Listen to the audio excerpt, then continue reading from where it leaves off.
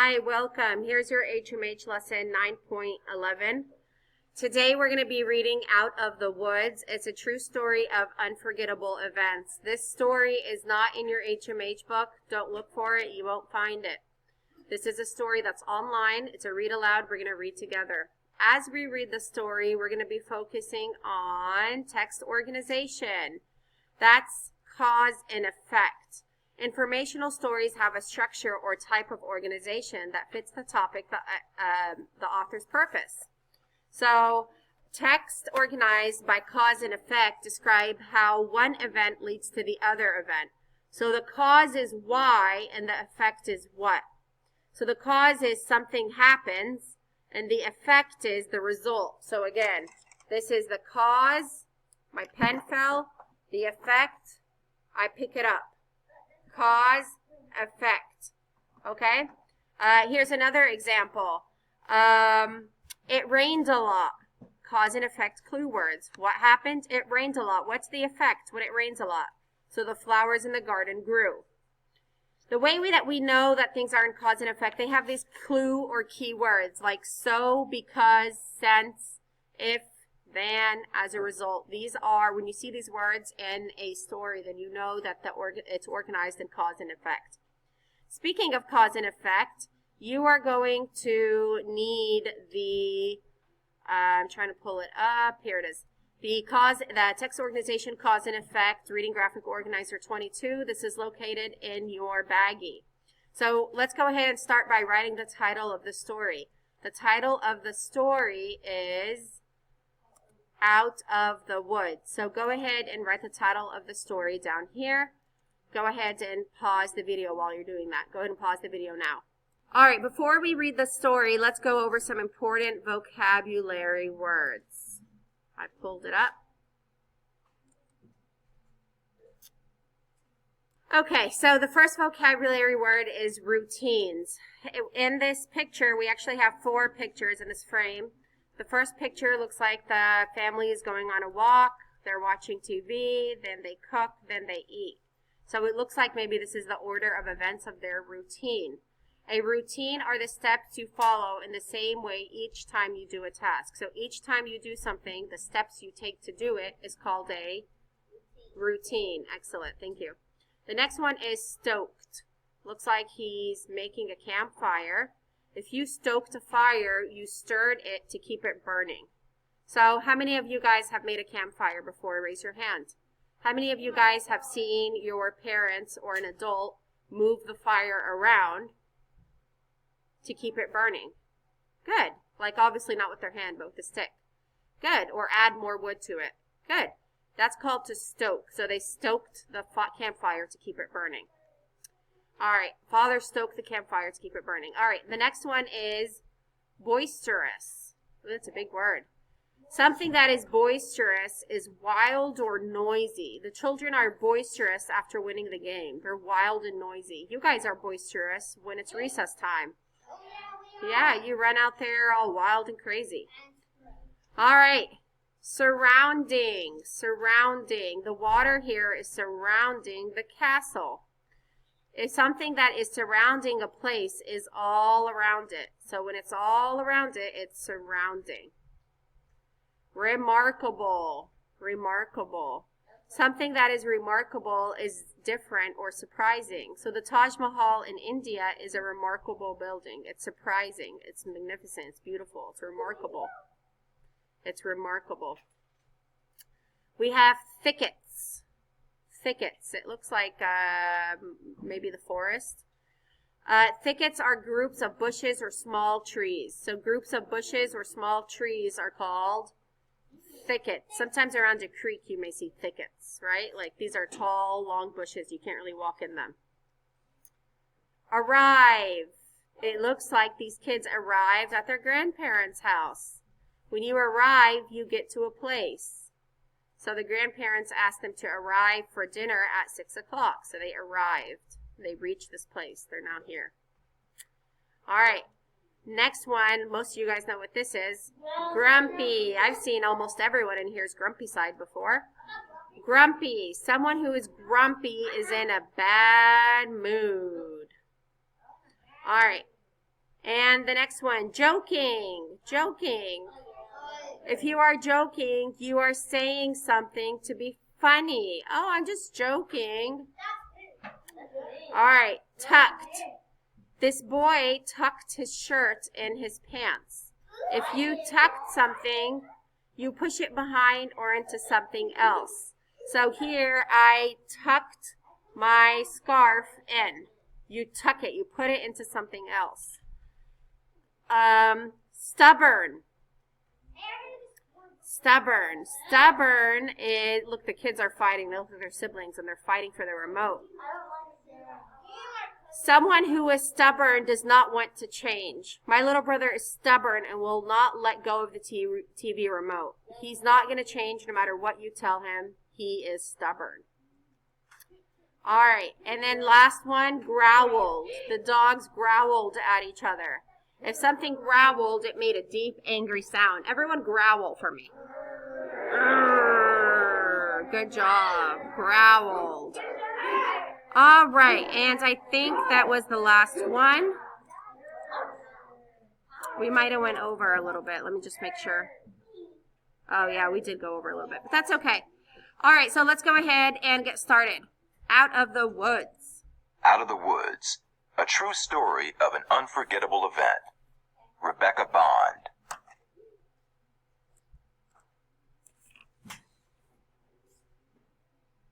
Out of the Woods, a true story of an unforgettable event. Rebecca Bond. Oh, that's beautiful. Looks like a big house. Is it like in the neighborhood or in the country? Country. Look how many bedrooms. 1, 2, 3, 4, 5, 6, 7, 8, 9. And if there's 7 on this side, then there must be 7 on that side. What's 7 and 7? 14. And then 2 on the side. 15, 16. On the other side, 17, 18. That's a big house. It's beautiful. All right, let's read. Antonio Willie Giroux lived in Ontario, Canada, in the town of Goganda, on the edge of Goganda Lake, in a hotel his mother ran. It was not a fancy place in 1914, but it was big, 3 stories tall. It was big.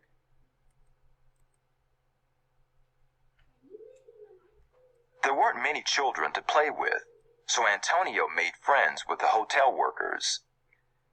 He knew the daily routines of the cooks, the maids, and the hired men who stoked the stoves and maintained the building.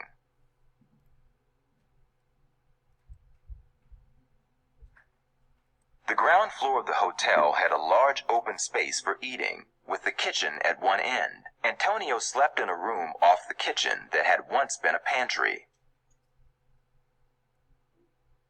It's a really big house. There's a lot of people in that house. The second floor had rooms for travelers passing through and outdoor sportsmen who would stay for a few days to fish or hunt. Antonio liked to peek into these rooms when the doors were open.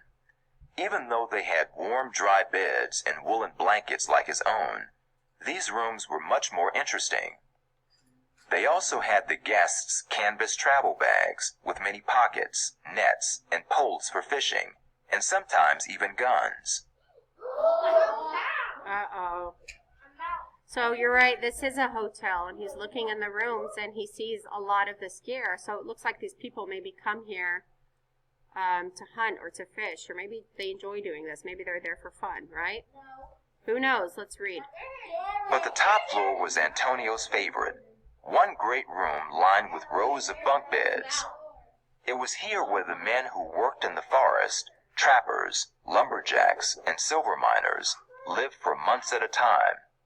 Here it smelled wonderful, of sweet tobacco and wood, wool and leather, and sweat. Here Antonio could listen to French and English and Native American languages, sometimes all spoken at once. And up here in the evenings, the men played cards and made music, told boisterous stories, and laughed. Antonio loved how the top floor of the hotel was very noisy until the lanterns were blown out and everyone fell asleep. Only then did it become so quiet that he could hear the fir boughs brushing against the window panes. What does it say? Only then. Oh, that tells me cause and effect. He loved how the top floor of the hotel was very noisy until the lanterns were blown out. So when did it stop this? So it's not noisy anymore. Why not? Because everyone fell asleep. So that's one thing we're going to write down in our graphic organizer. Where is it? Ooh, that's math. Sorry. Oh, here it is. So in cause, I'm sorry. I'm going to reread that. Antonio loved how the top of the hotel was very noisy until the lanterns were blown out and everyone fell asleep. So everyone fell asleep. So in the cause, you're going to write everyone fell asleep. And then the effect would be because the candles were blown out. There's no light. Go ahead and write that down. I'm not writing it down. I'm just going to tell you what to write. So what was the cause? Why did everyone fall asleep? Because they turned the lights out, or all the candles were blown out. What was the cause? Everyone fell asleep.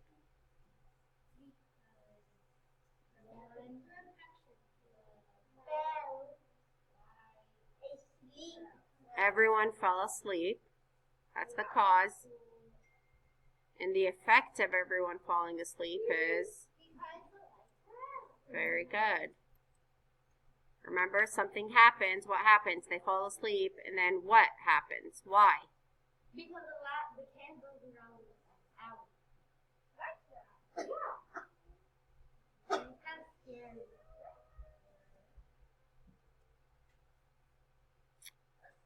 Okay. The author says that Antonio could hear French, English, and Native American language. What does this tell us about the people that stayed at the hotel, the workers at the hotel? Are they from here?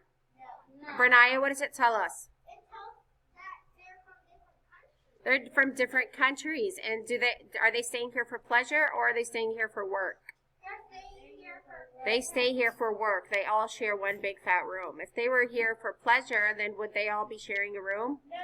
No. And it says they spoke different languages, and that tells me that they're from different parts of the world, different countries. Very good. All right, I'm going to keep going.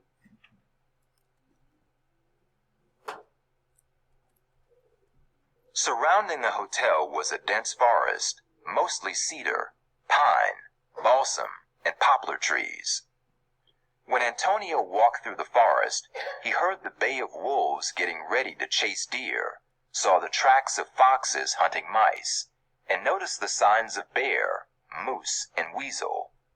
Fur rubbed off on bark, a sleeping impression in the earth, a hollow log lined with dry grass. These half-glimpses were never enough for Antonio, but he also knew that in Goganda, with its trappers, hunters, and lumberjacks who made tall trees crash to the ground, the safest place for the animals was a distant, hidden one.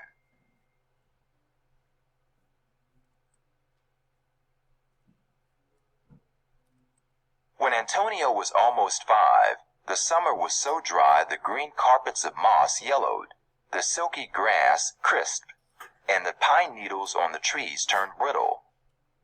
One day, a miner on the 3rd floor spotted smoke in the hills and sounded the alarm. Antonio knew they were all in real danger.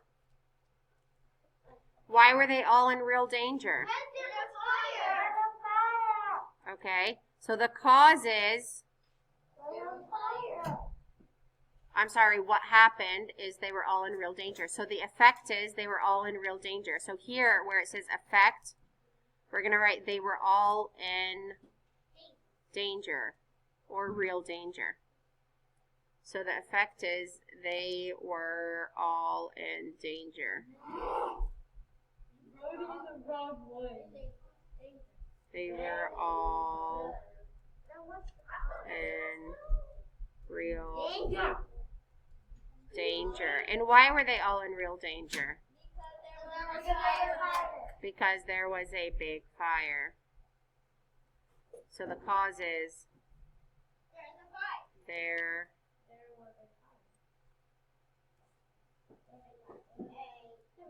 was a big fire.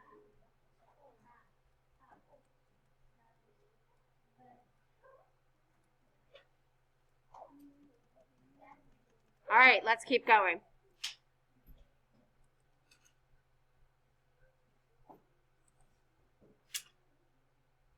The news spread fast. The fire spread faster. Antonio watched as the wind pushed the fire in every direction. He heard it roar like a monster and crackle with white lightning heat. Soon there was only one place to go.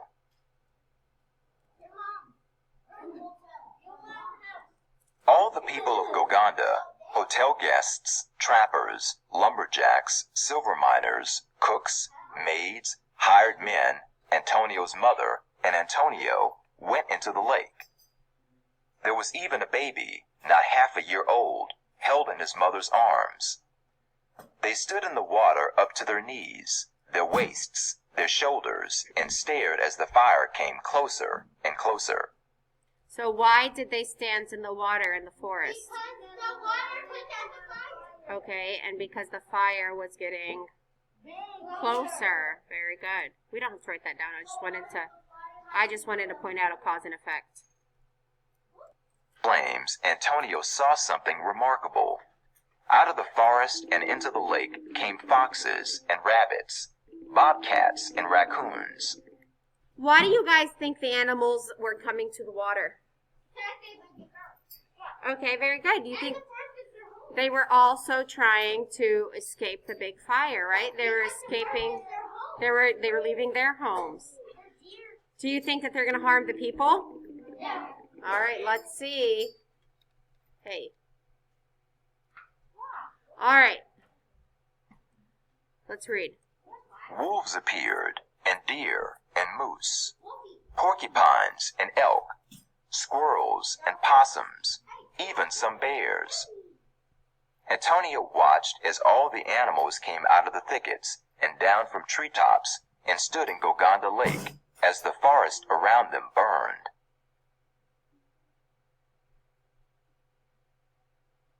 Wolves stood beside deer, foxes beside rabbits, and people and moose stood close enough to touch. Why is this odd? Why is it weird for wolves to be standing beside deer? What do wolves normally eat, Leia? Very good, deer. And what do people hunt, everyone? Deer and moose. And look how close the moose are getting to the people. So does it, excuse me. So does it look like they're scared of each other right now? What are they all mostly scared of? The fire. The people, where the people and animals, no, okay, I just talked about that. All right, let's keep going.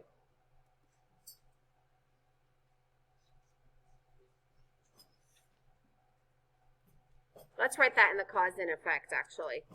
So the effect, what happened?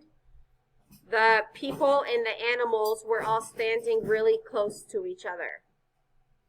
The people and the animals were standing close to each other. Or how about that? The people and the animals were not scared of each other. What do you think?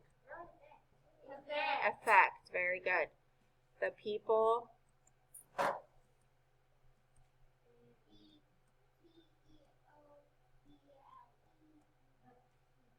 and animals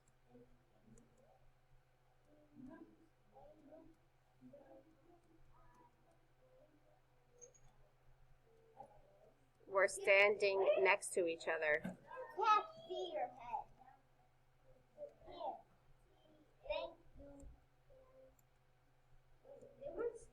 Uh-oh, if you have a question, what happens to your hand? Very good. They were all standing in the lake near each other. I can't finish the word standing because I don't have any room. So the people and animals were standing near each other in the lake?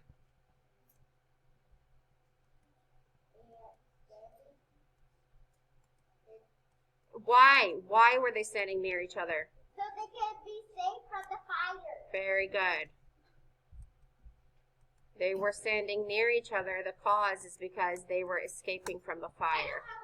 They were all scared of the fire. Just try your best. We're going to go ahead and write the cause there. Why were the people and animals standing near each other in the lake and not scared of each other? Write that in the cause, okay? I'm going to go ahead and pause the video while you write that down. Pause the video now. Antonio smelled the steam rising off the animals' wet fur, saw their chests lifting and falling in steady rhythm, and felt their hot animal breath. Antonio didn't know how long everyone stood there, but it felt like several days. The fierce fire and smoke made the sky so black no one could tell whether it was day or night. Why do you guys think they were talking about the animals breathing? Or he was talking about the animals breathing. You guys think they were just breathing fresh air?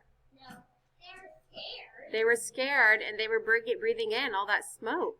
Could you imagine how tired and hard it is to breathe? Finally, the monster stopped roaring. The red flames blew themselves out. The black sky turned charcoal gray, heather gray, and then almost blue. It was safe at last to leave the lake. What did they mean the monster stopped roaring? What was the monster in this case? The what?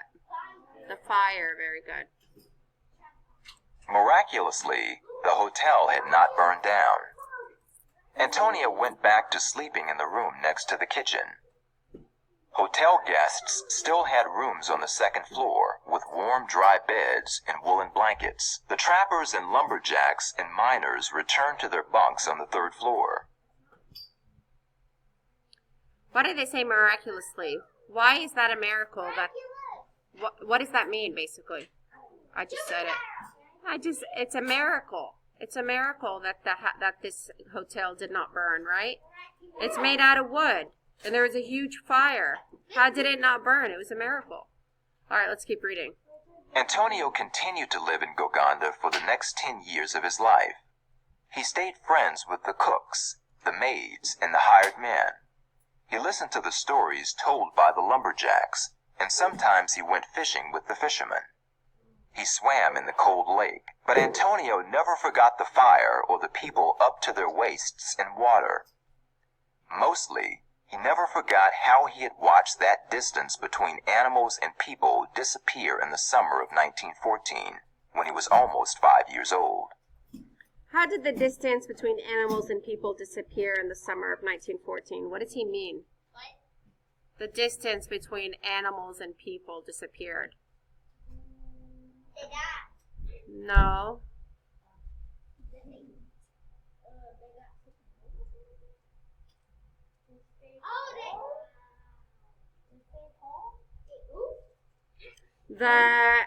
When he says distance between animals and people disappeared in the summer, what does that mean, Bernaya? Good job, because the animals didn't hide away from the hunters anymore, and the hunters stopped hunting the animals now. Author's note, this is a real picture of Antonio. I'll read it. It says, this is a true story. Antonio Willie Gurox was my grandfather. He lived in the Goganda Hotel until he was 14 years old when he moved to the United States and learned to speak English. He had spoken only French until then. I know many stories about my grandfather, about the farm he had for many years, about the carpentry work he did all over the state of Vermont, even about his joyful reunion with Native American half-siblings. Brothers and sisters he learned about only when he was an old man. But it is this story of Papa that is my favorite. He told it to his children, and his mother told it to me. Though my children will never know Antonio Willie Gurox, I will tell them the story of their great-grandfather and that remarkable thing that happened to him when he was a boy in Goganda, Ontario. Very nice. For Papa, of course, and for Gozette and Iris. Very nice. Okay, very cool. So that's all we're doing today for our HMH lesson. I want you to make sure that you turn in your reading graphic organizer when you are done. And that's all we're doing. I'll see you later. If you have any questions, let me know. Bye.